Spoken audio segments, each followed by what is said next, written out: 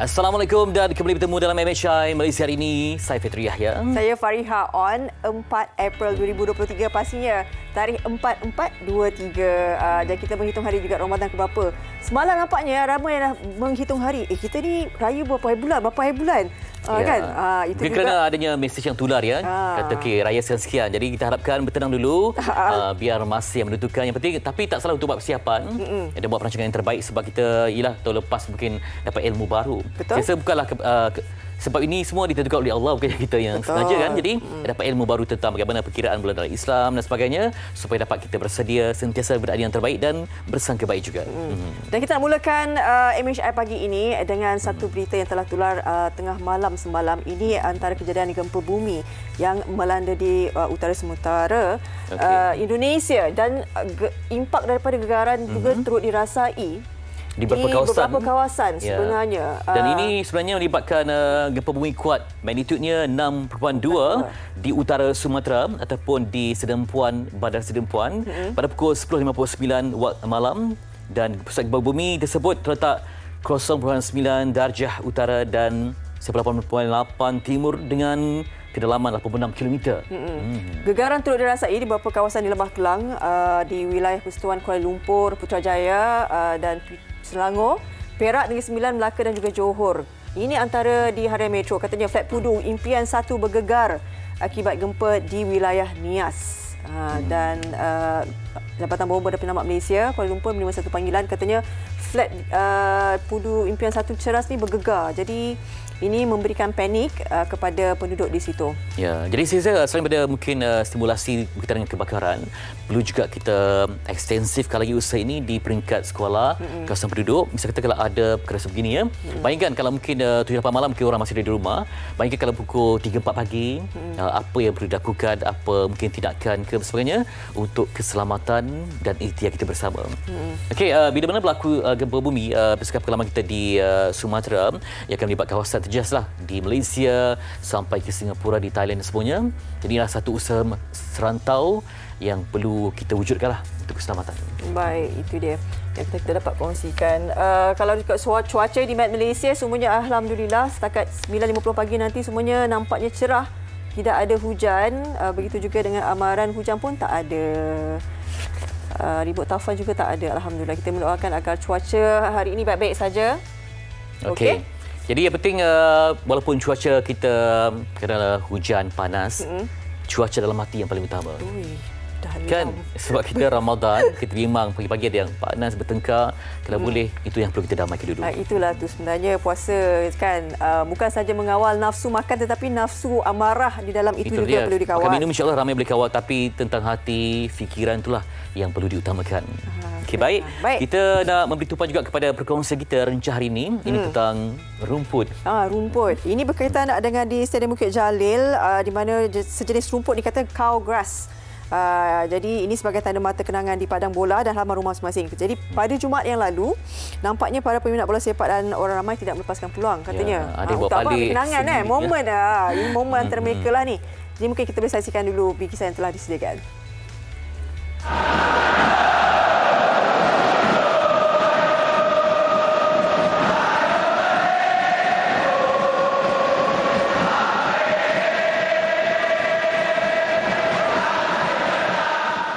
Stadium Nasional Bukit Jalil, stadium sukan tanah air yang menjadi saksi kepada pelbagai acara penting sejak tahun 1998. Dari era Sukan Commonwealth 1998, Sukan SEA 2017, sehingga pasukan Harimau Malaya berjaya melayakkan diri secara merit ke Piala Asia. Melihat kepada setiap kejayaan sukan yang dirangkul, kualiti padang di Stadium Nasional Bukit Jalil ini perlu dinaik taraf dan rumput jenis Zionzoysia bakal digunakan. Tidak mahu membiarkan rumput sebelum ini, jenis cow grass, dibuang begitu sahaja. Perbadanan Stadium Malaysia PSM mengambil inisiatif dengan menawarkan pengagihan rumput secara percuma. Orang ramai yang hadir dibenarkan untuk mengambil 4 keping rumput yang berukuran 1 kali 1 kaki. Ada yang datang membawa troli bagi memudahkan proses mengangkut rumput untuk memastikan kualiti rumput berada dalam keadaan baik. Talha Muhammad Syirajuddin, 29 tahun, pelajar dari Universiti Kebangsaan Malaysia UKM, antara yang teruja untuk mendapatkan rumput di Stadium Keramat ini. Kita tahu Stadium Nasional ni adalah salah satu stadium yang ikonik dekat Malaysia ni, stadium negara kita. So bila kita ada, saya ambil sebahagian daripada rumput tu, dia macam mengimbau kenangan-kenangan yang perjuangan tim bola sepak Malaysia dekat sinilah. Dengan memberikan rumput-rumput ini secara percuma, dia seolah-olah memberikan hadiah kembali kepada penyokong-penyokong yang setia yang sentiasa datang ke stadium ini.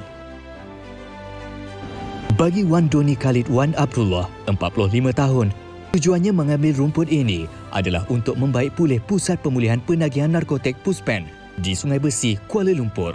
Sebenarnya kita ambil rumput ni untuk tujuan baik pulih jugalah. Kebetulan kita ada padang bola di pusat pemulihan kita untuk klien kita bermain bola sebelah petang tu. Jadi kebetulan ada pemberian rumput percuma ni, kita ambil kesempatan lah untuk ambil rumput di sini. Sulaiman Bujal, 56 tahun, pernah ke stadium ini untuk menyaksikan sendiri perlawanan bola sepak dan rumput percuma yang ditawarkan pasti menjadi kenangan selain menghiasi kawasan kediamannya. Rumput ni untuk sebab payah kita nak jumpa. Rumput ni payah nak jumpa. Kemudian kita cuba tanam rumput ni untuk kenangan masa depan. Rumput percuma ini bukan sekadar menjadi kenangan peminat sukan tempatan, malah hadiah kepada rakyat Malaysia yang tidak pernah jemu hadir ke Stadium Nasional Bukit Jalil memberikan sokongan dalam apa jua lapangan sukan yang diadakan, terutama kepada pasukan Harimau Malaya. Okey, itu dia Bukit Jalil yang penuh memori. Betul. Jadi mereka ni antara insan yang bertuah lah sebenarnya, kan, dapat membawa pulang dan mengekalkan momen indah tu di rumah masing-masing di tempat halaman masing-masing Ya, okey, baik. Hari ini kita nostalgia seni. Kita nak bersama dengan artis yang dia boleh nyanyi semua lagu. Maksudnya penghibur lah. Lagu tradisional, lagu balada, semua sekali. Kita bersama dengan Azizul Khamis. Terima kasih. Assalamualaikum. Okey, baik. Sebelum kita jelmakan wajahnya, betul? Ini rangkuman untuk mungkin anak muda nak kenal. Ini kita berikan perkisiannya. Di sini ku hanya seorang perindu menghitung hari-hari berlalu. Mula menceburkan diri dalam bidang nyanyian seawal usia 6 tahun, Azizul Khamis, penyanyi era 80-an ini merupakan anak ke-6 daripada 7 adik-beradik. Hampir 5 dekad dalam dunia nyanyian, penyanyi kelahiran Ipoh Perak ini masih popular dengan lagunya yang berjudul Namamu di Hatiku. Genre pop balada yang dibawanya juga masih kekal relevan dan diterima ramai. Biar terpisah lautan dan juga pantai, tak mungkin kan terubah kasihku. Biarpun badai datang dan juga melanda, takkan tercabar penantianku. Memulakan karya seni dengan menyertai pelbagai pertandingan dalam rancangan realiti untuk mencipta nama, rezeki ternyata menyebelahinya. Kemenangan dalam pertandingan nyanyian pada tahun 1984 membawa dirinya ke persada seni suara sekaligus berpeluang menghasilkan sebuah lagu popular, Kasih Kemana Menghilang. Kasih, mengapa kau sepi membisu? Puas, ku tunggu berita darimu. Pada tahun 2020, Azizul Khamis kembali dengan lagu terbaharu Kisah Tertulis ciptaan Moharis Yaakob yang mendapat sambutan dalam kalangan pencipta muzik tanah air. Kisah kita yang tertulis di ruang mata terlihat. Okey, ini dia wajah terbaru. Alhamdulillah. Azizul Khamis. Harum cinta Tanah Suci, insya-Allah. Allahu Akbar. Okey. Alhamdulillah. Jadi maksudnya dalam industri dah berapa tahun? Sejak umur 6 tahun, tapi menghasilkan album pada tahun 1985. 17 Oktober 1985. Ingat tarikh itu 17 Oktober. Satu batch lah dengan Salwa Rahman. Salwa, kalau ikutkan dia junior setahun daripada saya. Saya sama tahun, senior 6 bulan dengan arwah Datuk Nasir Wahab. Okey. Tapi bila kita dengar tadi suara alunan lagu tu tadi saya cakap Azul Khamis ni ada suara dia kalau menyanyi dengar jelas sebutir perkataan. Masuk kelas formal ke atau macam mana? Ada juga masuk kelas vokal. Saya pernah masuk kelas vokal dengan Cikgu Siti Ajar.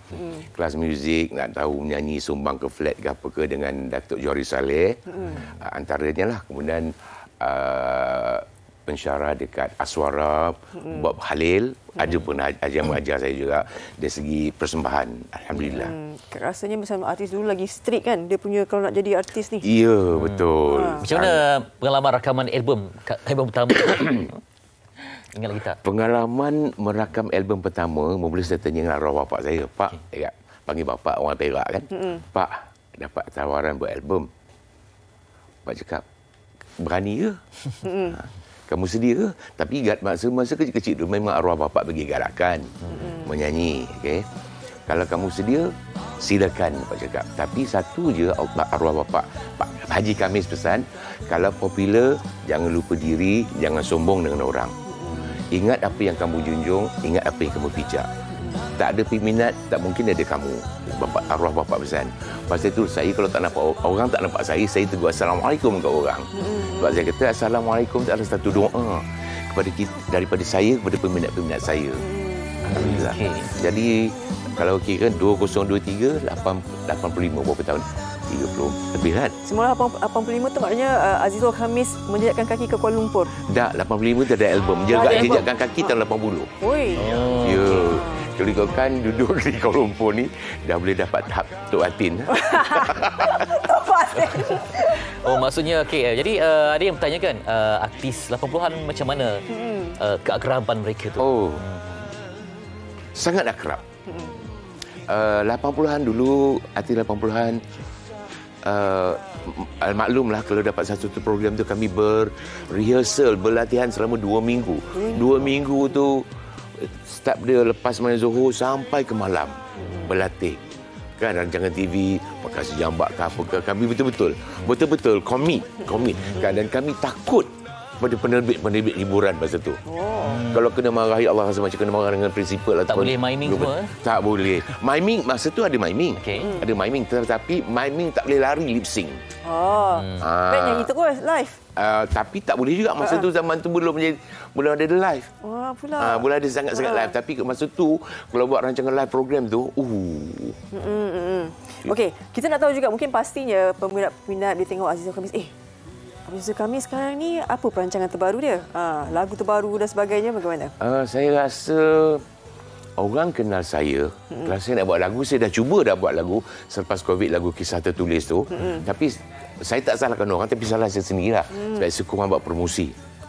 Kurang pergi ke stesen radio apa. Tapi terima kasih pada TV3, pada you all berdua, pada Su yang bawa saya pada pagi ni, pada MHI segmen Nostalgia. Inilah doa saya di Mekah. Berilah ingatan pada semua yang mengenali saya untuk saya muncul semula saya cakap. Alhamdulillah, Allah makbulkan doa saya. Saya pertama kali tengok semua langsung masa saya zaman belajar dulu di DBP, nyanyi live, tapi lagu tradisional ya? Ya, betul. Maksudnya Azizul Khamis menguasai pelbagai Boleh insya-Allah sebab dah dilatih macam itu.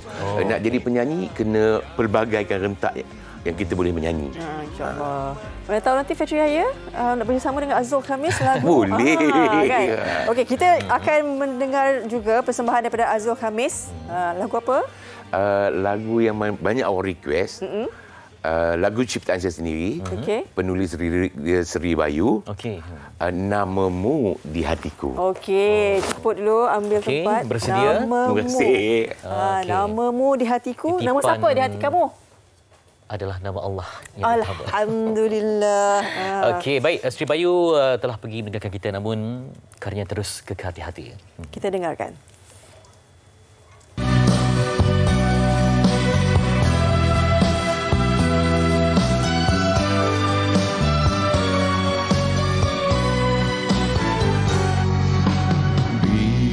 Biarpun kau jauh dariku,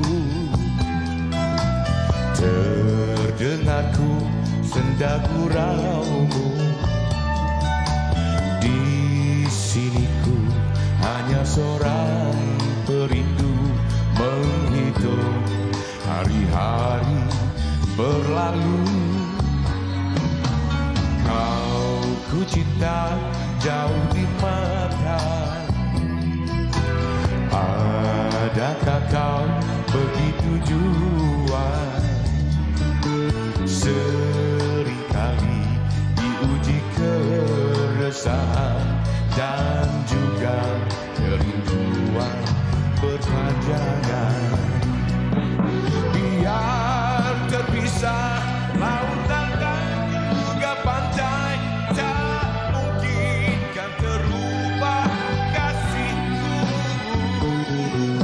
Biarpun badai datang dan juga melanda, takkan tercabar benang biangku. Begitu hatiku, begitu kasihku, begitu cintaku padamu.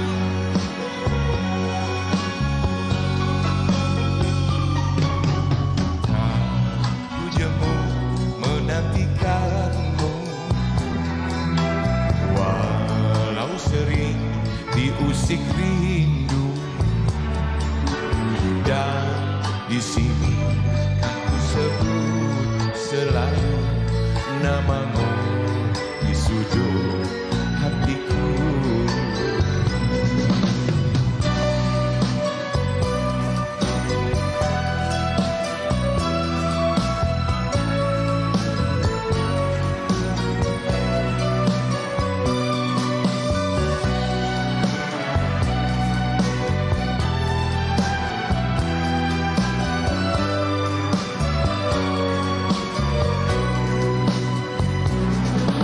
Biar terpisah lautan dan juga pantai, tak mungkin kan terubah kasihku. Biarpun badai datang dan juga melanda, takkan tercabar benang biangku. Begitu hatiku, begitu kasihku, begitu cintaku padamu.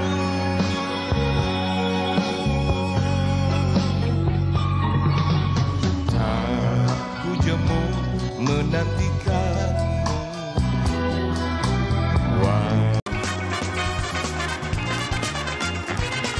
Baik, kembali semula dalam Malaysia hari ini kita nak terus berbincang berkenaan dengan ini topik kesihatan implan koklea. Okey, dan dianggarkan dalam 1000 kelahiran mengikut WHO, 3 daripada bayi mengalami masalah pendengaran.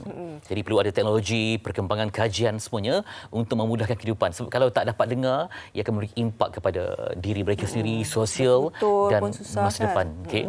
Jadi hari ini kita bawakan lengkap. Kita bersama dengan Dr. Shalendra Sivalingam, pakar pembedahan telinga, hidung dan tekak kepala dan leher, Sunway Medical Center. Selamat pagi, Doktor. Okey, dan kita bawakan ini antara keluarga Sunway Medical juga ni. Elin Fariza Selamat merupakan pakar audiologi Sunway Medical Center. Okey. Kita bukan ibu dan ayah, ibu pula, ayah dan anak. Sebab biasa kita lengkap ibu yang datang kan. Kali ini ayah yang datang untuk menemani Yap Zi Chuan, penerima Chin Hung, bapa. Anak penerima implan koklea dan bapanya Yap Chin Hung. Okey, terima kasih. Selamat pagi. Lisa, selamat pagi. Good morning. Good morning. Okey, so cute. Ceria. Okey, kita nak berbincang berkenaan dengan implan koklea. Pastinya mungkin ada masih ramai yang tidak mengetahui apa sebenarnya implan koklea ni. Pembedahan yang dilakukan untuk apa? Sebab kita tahu kalau kurang masalah pendengaran ataupun kurang pendengaran akan menggunakan alat bantuan pendengaran. Tapi yang ini bagaimana? Mungkin doktor boleh terangkan dulu. Okey, sebenarnya implan koklea adalah khususnya untuk masalah pendengaran yang ketara. Di mana tahap pendengaran kurang daripada 90 desibel. Means mereka tak boleh mendengar bunyi macam letupan ataupun bunyi jet engine sahaja yang mereka boleh dengar. Yang paling kuat. Yang paling kuat. So kalau masalah kekurangan pendengaran mereka adalah pada tahap itu, dan satu-satunya alat yang boleh membantu mereka adalah implan koklear. Apa beza dengan alat bantu konvensional tu?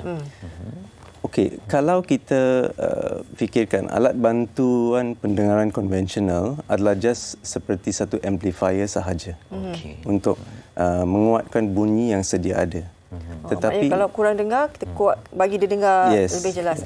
Tetapi implan koklear sebenarnya boleh dianggap setaraf dengan transplant organ. Di mana kita just mengambil alih sepenuhnya tugas koklear, iaitu organ pendengaran dengan alat ini. Ya, dengan teknologi digital semua ya. Yes. Kita akan bincang lagi. Tanya pula dengan pakar audiologi kita, Arif Farizal. Jadi bila melibatkan intervention ini, perlu ada pakar audiologi juga mainkan peranan daripada mungkin speech therapy semua. Jadi apa yang perlu dianalisis dahulu untuk kita okay, ini layak dan sesuai untuk pembedahan. Okey. Jadi sebagai audiologis, tugas kita pertama adalah untuk menilai dan mengenal pasti masalah pendengaran.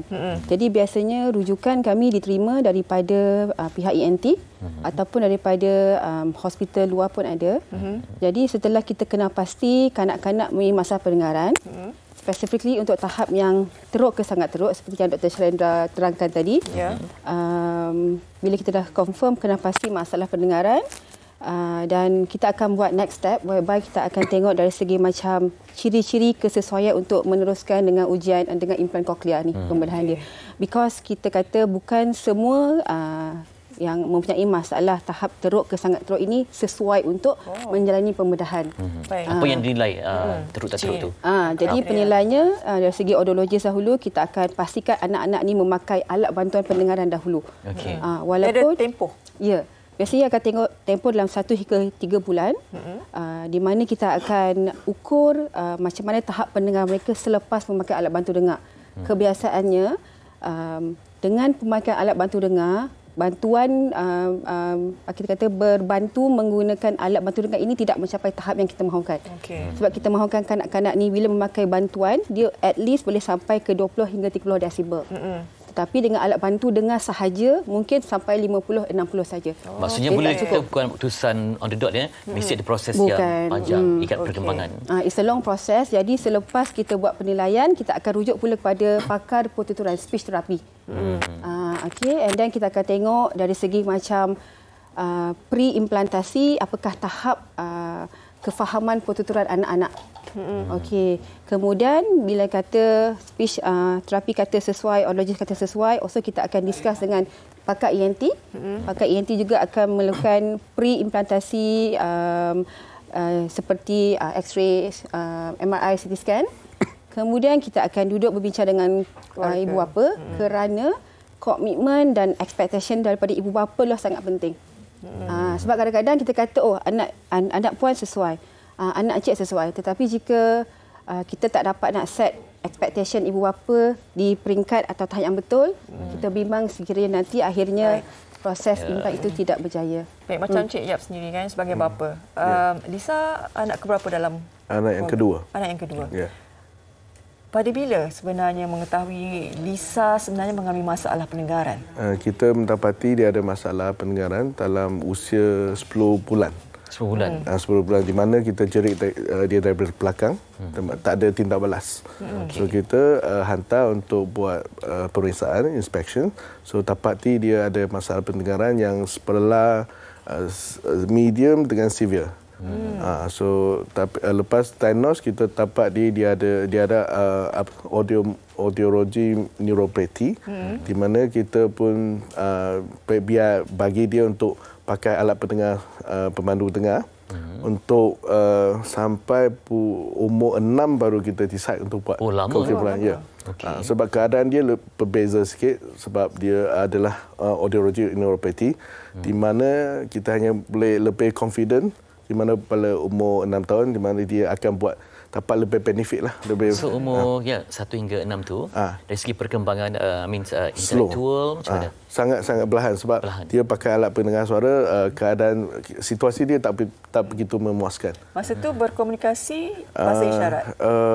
Boleh berkomunikasi tapi ada bahasa-bahasa yang tidak difaham.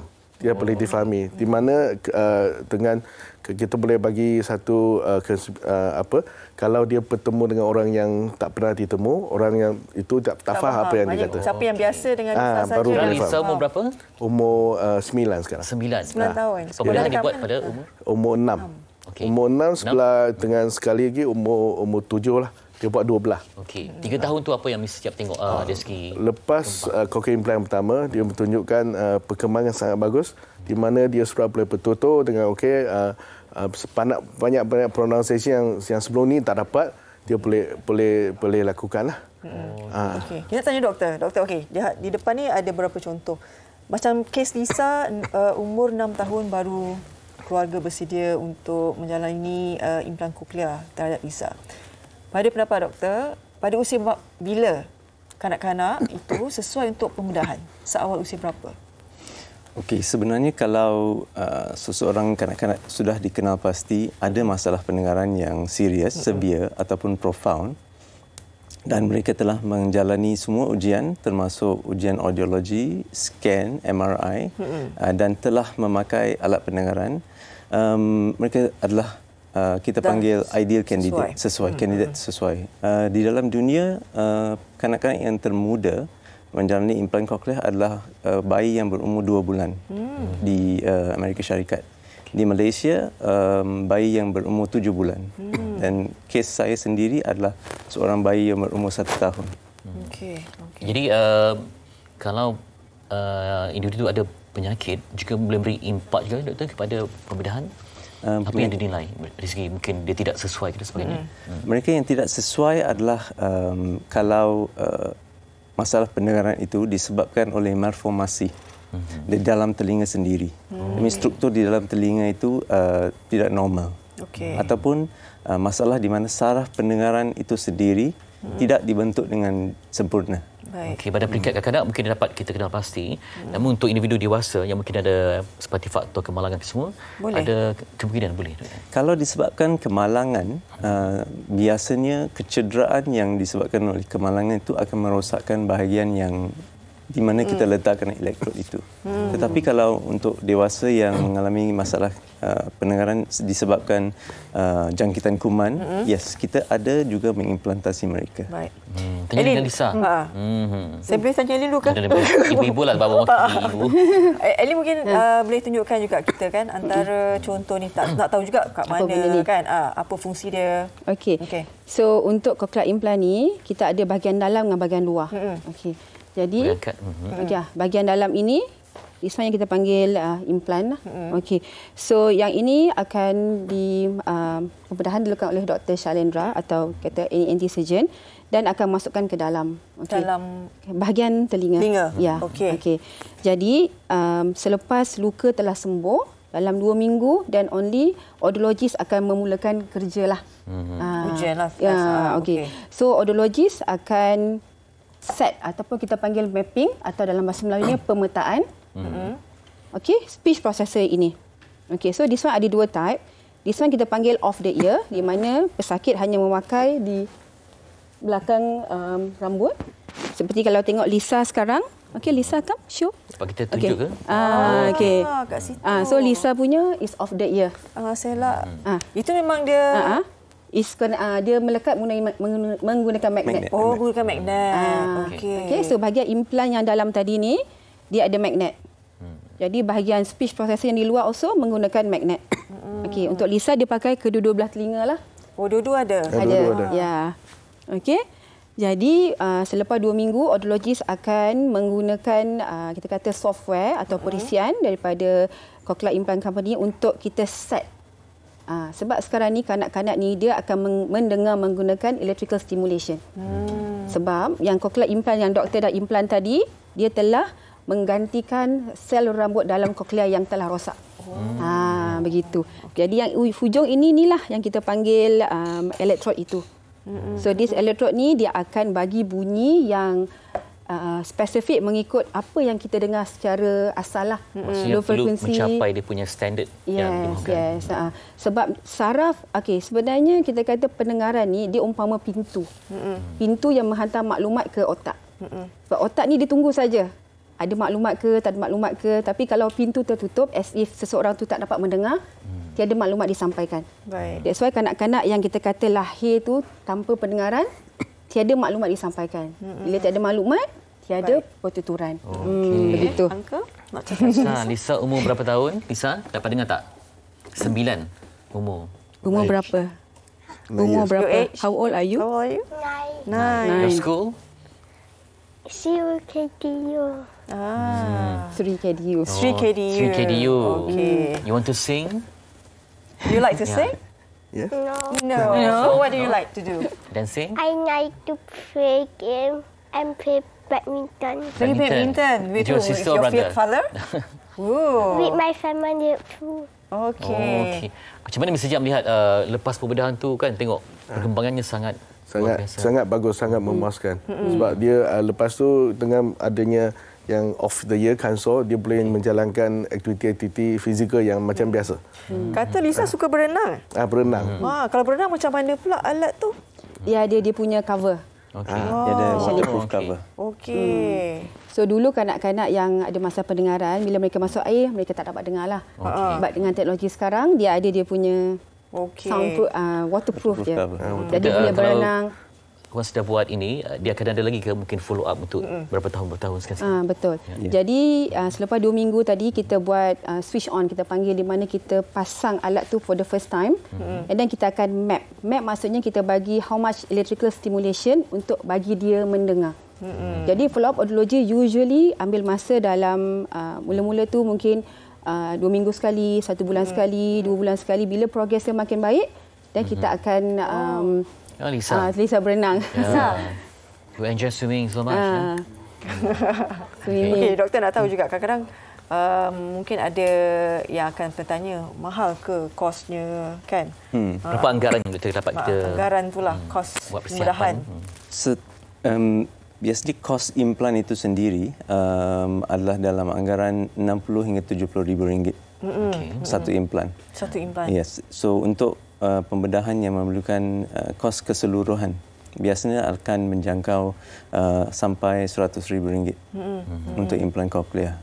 Itu termasuk rawatan susulan? Yes, termasuk rawatan susulan semua. Selama pengalaman doktor lah, bagaimana melihatkan bila tengok macam contohnya macam Lisa kan, bila tengok keadaan transformasi Lisa sekarang, pasti sebagai seorang doktor perasaan tu. Yes. Saya sangat gembira sebab mereka yang seperti Lisa, bila mereka datang jumpa saya pada permulaan, sangat very quiet, sangat timid, dia tak bercakap banyak, and then tetapi sekarang sudah berubah. Cakap tak berhenti. Yes, sudah berubah. But you have a smiling face, all the way smiling. Your ambition, want to be a doctor? Teacher? What you want to be? To be a doctor? I want to be the coach. The coach? What coach? Swimming? Badminton. Badminton coach. Okay, all the best. Okay, Cik Yap, sebagai bapa dan keluarga kan, mungkin ada kata-kata untuk Lisa juga mungkin kepada keluarga.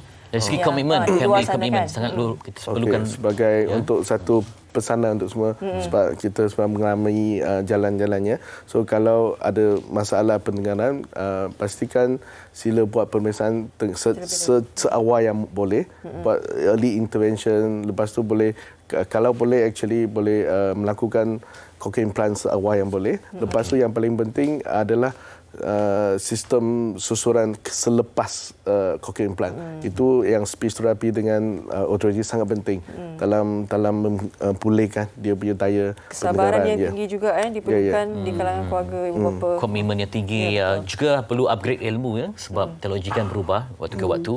Apa terima kasih kepada Dr. Shalendra Sivalingam, pakar pembedahan telinga, hidung dan tekak kepala dan leher Sarawak Medical Center, Elin Fariza Selamat, pakar audiologi, kepada Cik Yap, kepada Lisa, all the best coach to you, okay? badminton. Terima kasih banyak. Okay, we're going to meet you someday as a coach. Ya. Teach this auntie ya. Ayo. Okey, thank you Lisa.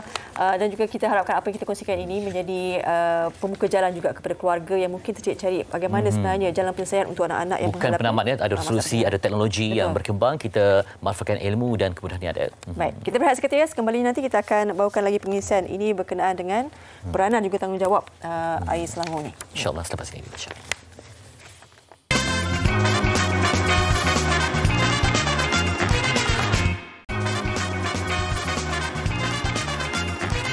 Kembali semula dalam Malaysia hari ini, kita teruskan. Kita nak berbicara berkenaan dengan satu topik yang memaparkan berkenaan dengan peranan serta tanggungjawab besar penyedia perkhidmatan air yang terbesar di Malaysia, iaitu Air Selangor.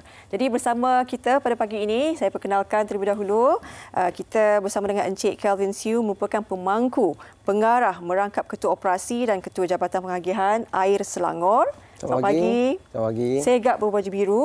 Terima kasih. Dan juga kita ada Encik Insinyur Azan Abdullah, merupakan Ketua Jabatan Pengeluaran Air Selangor. Selamat pagi. Selamat pagi. Oh. Okey. Kita nak cakap berkenaan dengan peranan dan tanggungjawab besar ni kan. Kadang-kadang banyak juga isu air dan sebagainya. Jadi kita nak perjelaskan berkenaan dengan bagaimana peranan yang dimainkan oleh kalian. Jadi saya nak tanya Insinyur dulu. Okey. Okey.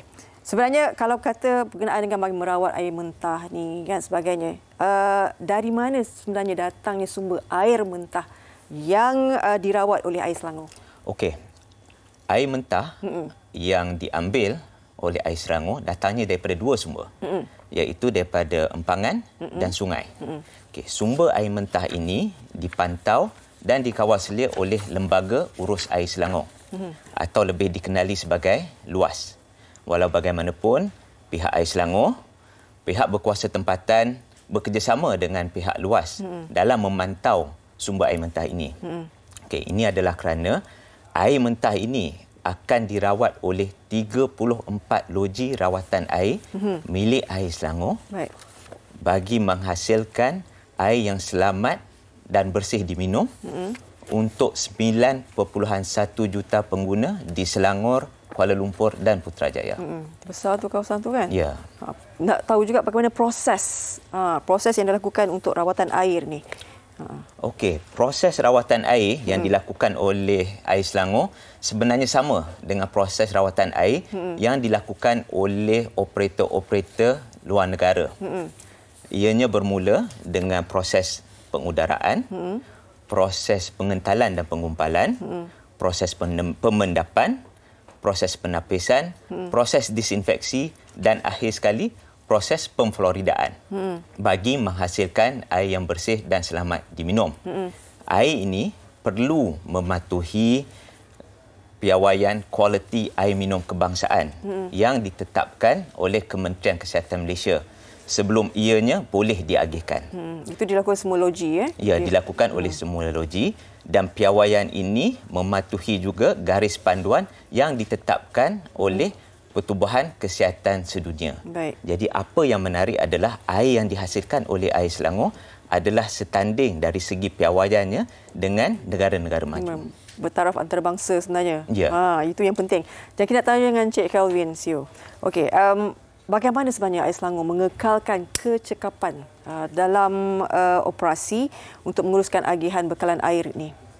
Okey, untuk makluman semua, perkhidmatan bekalan air di negara kita dikawal selia oleh pihak SPAN, iaitu Suruhanjaya Perkhidmatan Air Negara. Pihak kami di Air Selangor bekerjasama dengan pihak SPAN untuk merangka dan melaksanakan semua pelan-pelan naik taraf dan penyelenggaraan aset. Hasilnya, kita telah berjaya untuk mengurangkan kes paip pecah. Biar saya kongsi sedikit statistiknya. Okey. Semenjak Air Selangor mengambil alih perkhidmatan bekalan air di Selangor pada penghujung tahun 2015, indeks paip pecah adalah pada kadar 21 kes paip pecah per 100 km dalam masa setahun. Pada tahun lepas, kami telah berjaya menurunkan angka tersebut ke 6 kes paip pecah per 100 km setahun. Banyak tu. Kurang. Yang penting di sini penurunan tu lebih kurang 70%. Ya. Dan aras antarabangsa untuk indeks kes pipe pecah berada pada tahap 13 kes pipe pecah per 100 km setahun. Kita di bawah aras antarabangsa. Ya. Okey. Tapi kalau kita nak meningkatkan prestasi tu kan, pastinya ada rancangan utama yang dilakukan oleh AIS Selangor. Sebab kita nak maintain, lepas tu tak naklah ke belakang, kita nak ke depan. Jadi bagaimana? Okey, di pihak AIS Selangor kita ada plan perniagaan yang kita panggilkan 30-35. 30 tu bermaksud plan perniagaan merangkumi 30 tahun. 35 tu bermaksud sejumlah 35 bilion peruntukan yang akan digunakan dalam masa 30 tahun untuk meningkatkan lagi perkhidmatan bekalan air di Selangor. Yang paling utama sekarang untuk pihak AIS Selangor adalah meningkatkan reserve margin bekalan air. Untuk makluman, semasa AIS Selangor mengambil alih perkhidmatan bekalan air di Selangor, reserve margin bekalan air berada pada tahap 1% pada tahun 2015.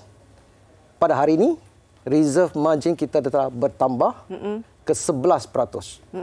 Dan kita berhasrat untuk meningkatkan lagi reserve margin ini ke tahap 15% menjelang tahun 2030. Baik, mungkin ada kata-kata akhir terutamanya untuk para pengguna kan? Pesanan ringkas daripada AIS Selangor kepada para pengguna ringkas saja. Yang pertama, sama-sama kita berganding bahu untuk memelihara alam sekitar. Jagalah alur-alur air dan sungai. Yang kedua, gunakan air secara berhemah. Elakkan pembaziran. Ini adalah kerana setiap titis itu bermakna. Oi, betul. Ni bulan-bulan Ramadan ni banyak kali mandi, Cik Kelvin. Panas. Okey, terima kasih ucapkan buat Cik Kelvin Siu dan juga Insinyur Azlan Abdullah di atas perkongsian ini oleh pastinya ini menerangkan lagi bagaimana peranan juga tanggungjawab AIS Selangor itu sendiri. Baik, terima kasih banyak-banyak. Lepas ini kita akan bereaksi ketiga. Kembali nanti kita nak bersama dengan Fatri dan juga sahabat beliau berkenaan dengan infak pembangunan Masjid Al-Islahiyah di Kuang, Selangor. Semua sebelah sini.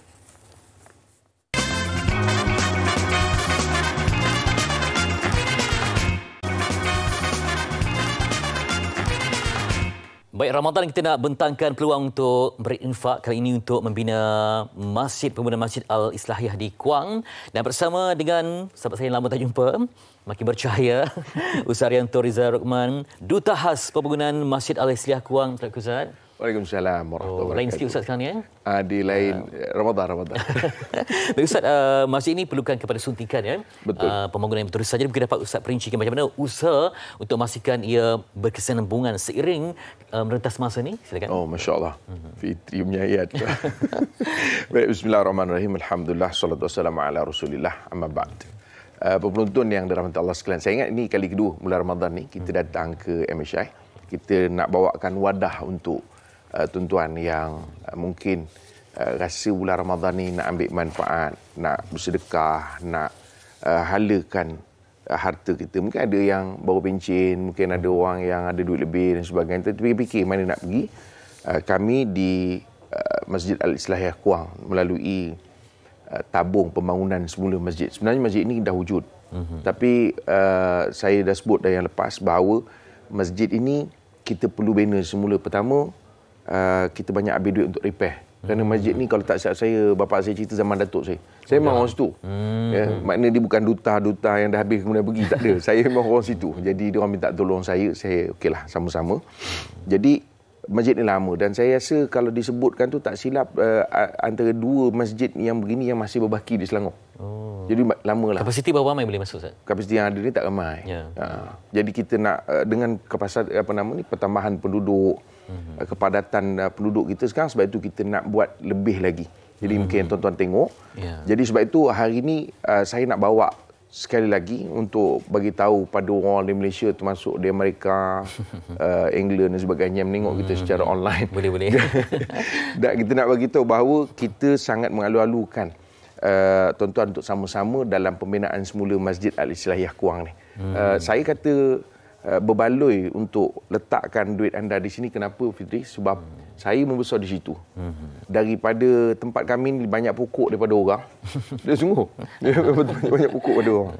Sekarang ni banyak batu daripada pokok pula. Jemaah semua bertambah. Bertambah. Kawasan tu sangat padat. Jadi saya kata berbaloi kalau sekiranya tuan-tuan letakkan duit tuan-tuan di sini, kerana inilah sebagai kita punya fixed deposit. Saya teringat apa yang Allah Ta'ala sebut dalam surah Al-Baqarah ayat 254. Allah sebut, A'udzubillahi minasyaitonirrajim. Ya ayyuhalladzina amanu anfiqu ma razaqnakum mimma razaqnakum min qabli ayyatiya yaumul la bai'un fihi wala khullatun wala syafa'ah wal kafiruna humuz zalimun. Allah Ta'ala sebut ambil peluang sebelum datang hari yang tak ada lagi jual beli masa itu, tak ada tebusan, tak ada tawaran apa, tak ada. Tak ada soal orang lain boleh bantu dan sebagainya, dan tidak ada syafaat kita nak dapat daripada orang. Ketika itu memang kita akan rasa rugi.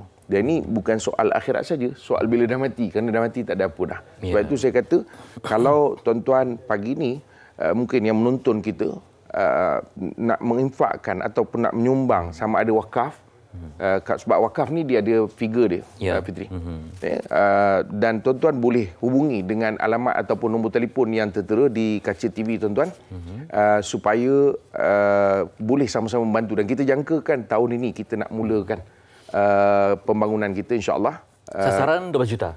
Sasaran 12 juta. Kita dah ada untuk yang terkini ni lebih kurang 6.8. Maknanya dah lepas daripada separuh.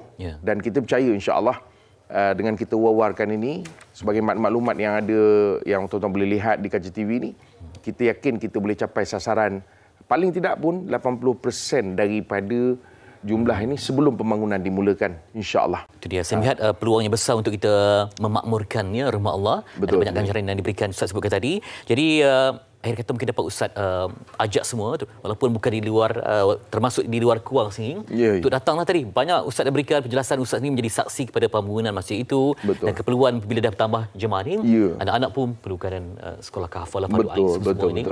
Macam makcik datang petang-petang mengaji. Bermaksud dia sentiasa dimakmurkan, Ustaz. Macam mana peluang itu? Sebab itu saya nak mengajak penonton semua supaya sama-sama dalam pembangunan ini, kerana macam saya sebut tadi, pembangunan ini bukan sekadar kita nak rasa gah kita ada masjid yang besar, Fitri. Tetapi melalui keperluan, dan kita rasa bahawa inilah masa yang sesuai untuk kita bina semula masjid yang lebih teratur, dan supaya manfaatnya lebih dapat kita panggil lebih luas lah, kita boleh gunakan berbanding dengan masjid yang ada sekarang. Jadi insya-Allah banyak tadi saya sebutkan fasilitis yang ada, dewan solat utama, ruang solat terbuka, bilik mesyuarat, macam-macam lah. Jadi Ustaz jangka akan bertambahlah Ramadan ni, orang semua insya-Allah jiwa yang bersih untuk terus memberikan infak. Mudah-mudahan. Macam saya sebut tadi, tuan-tuan, kerana manusia ni dia suka menunggu, menanti. Jadi tuan-tuan yang tengok hari ni dekat kaca TV, tuan-tuan tak payah tunggu dah. Dan tak payah fikir dah. Betul lah tu yang tuan-tuan tengok.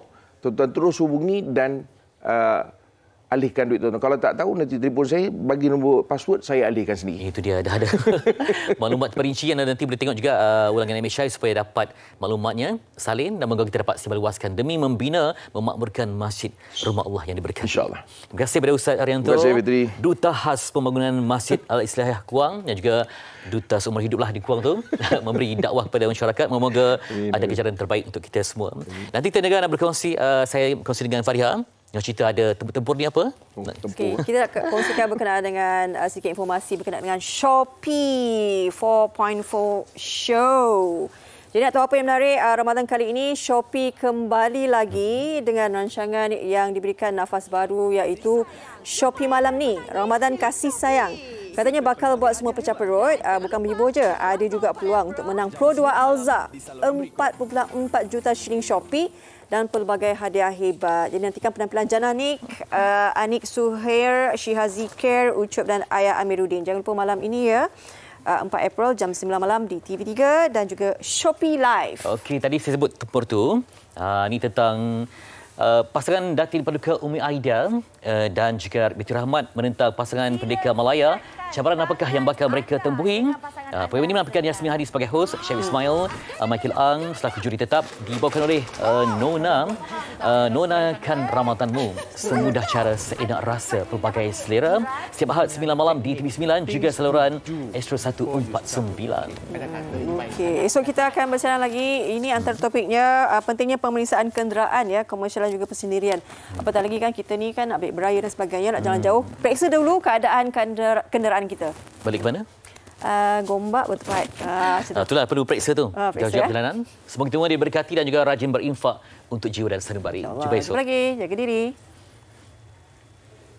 Terbit bunga yang mati, apakah pernah Tuan saksikan sakit dan kehilangan kasih kita yang dulu berseri, kini diganti sepi.